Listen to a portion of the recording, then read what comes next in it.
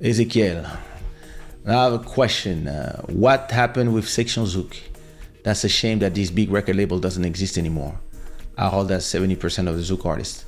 Well, Harold did a lot of mistakes, I believe. And he didn't protect himself from his own artists and his own investments. And I think he wanted to be hands-on too much. I believe that when you are a small label, like mine, for example, and you do everything, when your label grows and you become bigger, you have to start giving power down and going up and not giving so much access to the artist directly. And I believe his main mistake was mixing everything, wanting to be everywhere and playing favoritism a little bit in some places, some labels, some artists. And I think he did great things, but really that label imploded from inside, from getting bad actors inside, and at the same time not understanding that when it's time to expand, you don't have to just expand by bringing a bunch of new artists and trying to have the whole market.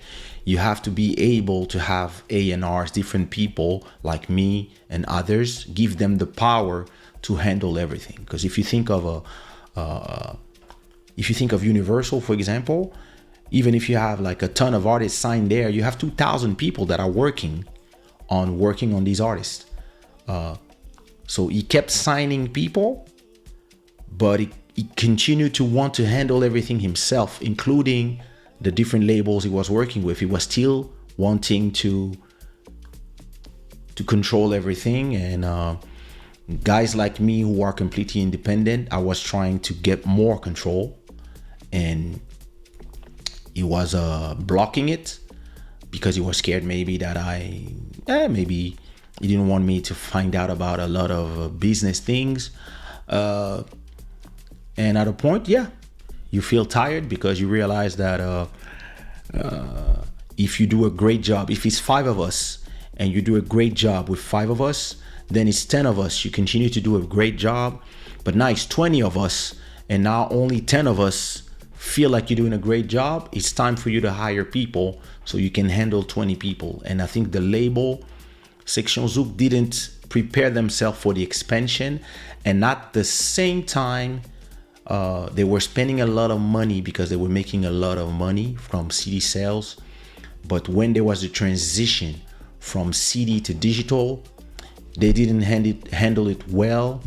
To give you an example, this YouTube channel where all the music videos from my label reside, I started it in 2005 when YouTube started.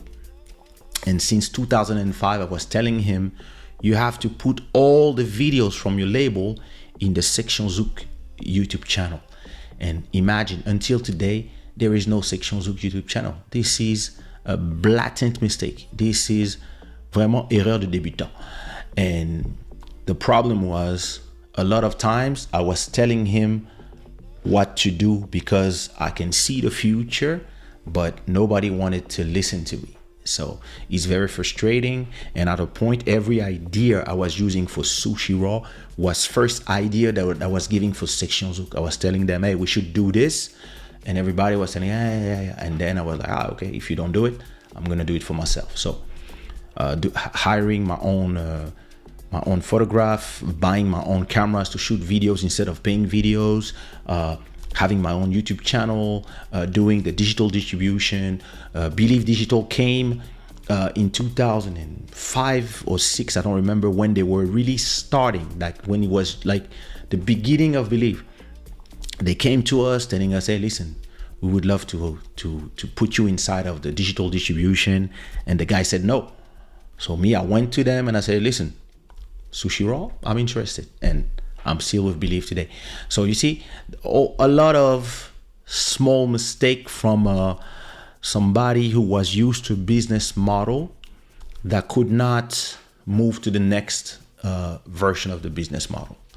But that's a long story. I could do a 4 episode 1 hour live, like explaining the whole thing, because there was a lot of things. There was a lot of, also there was like the vibe changed as some people start coming in. Some people, you know, when you are in a small label and everybody's friends, it's cool.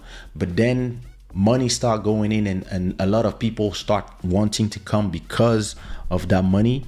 And then you got people who start trying to compete inside of the label, people who steal stuff inside of your musical session, stuff like that. That, yeah, made it. That's why I stopped going to their studio to record. I started recording at home. That's what I built my own studio for my artists, because you would have Nichols, for example, when he would go to the studio, he would open your sessions just to see what you are doing and to take some samples and some stuff in your songs so you can use in his songs, like stuff like that. Like, you like, yo, you start understanding that, yo, you have enemies inside of your own house. And that's when I was like, okay. So around 2008, I was like, all right, it's time to go. But that's a long. I think I talked about these things a little bit. All right, next question. You have a lot of questions, like a lot. All right, who's next? Is Sushiro Records the dad of Organized Bambino? No, Sushiro Records is actually Organized Bambino. It's just the same label that just changed names. At a point, I was like, Organized Bambino. Well, I mean, listen, I still love the Organized Bambino name, and I think I still have the logo. Let me go to my logo folder and see if I still have my Organized Bambino logo. Let me see. Logo. Let me see. 2000 and... I don't find it.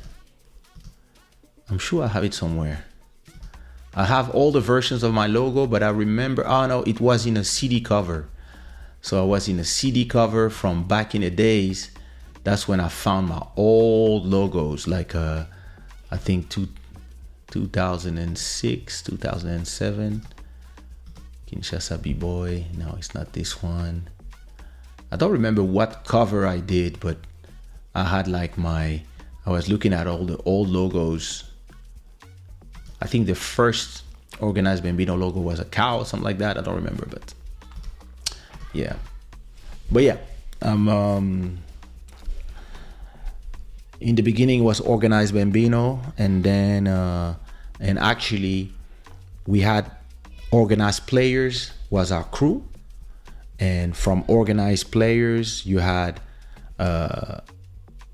4 groups. So you had my sister Ikomba, you had Hamilton, you had me, and then you have a group called Organize.